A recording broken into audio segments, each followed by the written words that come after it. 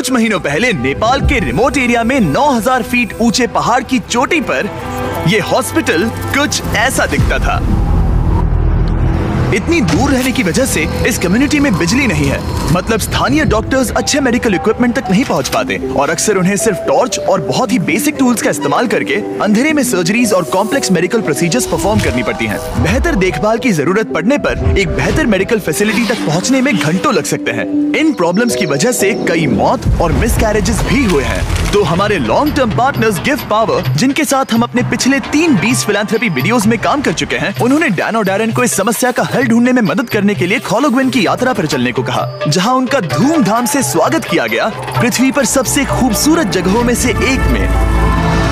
पहली सुबह डैरेन की मुलाकात संजय नाम के एक स्थानीय गिव पावर इंजीनियर से हुई, जिसने उसे नीरा के बारे में एक दुखद कहानी सुनाई। उस गांव की एक महिला जिसने ठंड के मौसम में मेडिकल फैसिलिटीज और इक्विपमेंट की कमी के कारण अपने बच्चे को खो दिया था। उसे सबसे करीब के बर्थिंग सेंटर तक बारिश में चल के जाना पड़ता था और क्योंकि बर्थिंग सेंटर दूर था, इसलिए वो सेंटर तक नहीं पहुंच सकी और उसे बच्चे को खोना पड़ा। और सरकारी फंडिंग की कमी के कारण इस अस्पताल को कम से कम 2030 तक बिजली नहीं मिलेगी।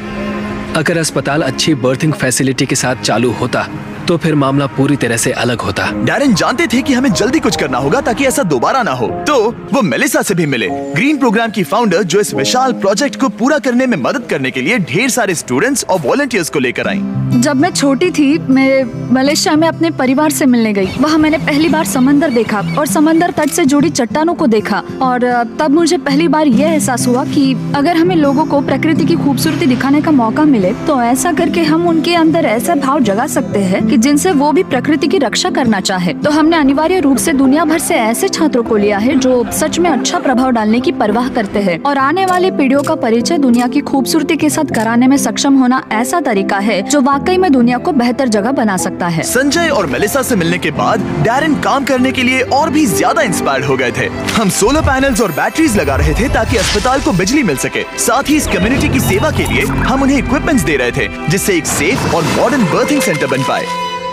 ठीक है, हम पहले दिन के लिए तैयार हैं। 3, 2, 1 टीम काम पर लगने के लिए बेहद एक्साइटेड। ये कंप्लीट करने के बाद हम यहाँ पर खोदेंगे। चलो चले। पहले दिन के अंत तक टीम सारी खुदाई और वायरिंग का काम पूरा कर चुकी थी। मैं ये बयान नहीं कर पा रहा, लेकिन इस गांव के लोगों के बारे में कुछ तो बात है। उनकी प्रामाणिकता, उनके दोस्तानेपन और उनके खुलेपन ने मुझे कुछ ही दिनों में ऐसा एहसास करवाया जैसे मैं उनके परिवार का ही हिस्सा हूँ। जैसे ही हम इस घर की ओर बढ़े, कोई अंदर भागा और उसने आग जलाई और वहाँ से धुआं निकल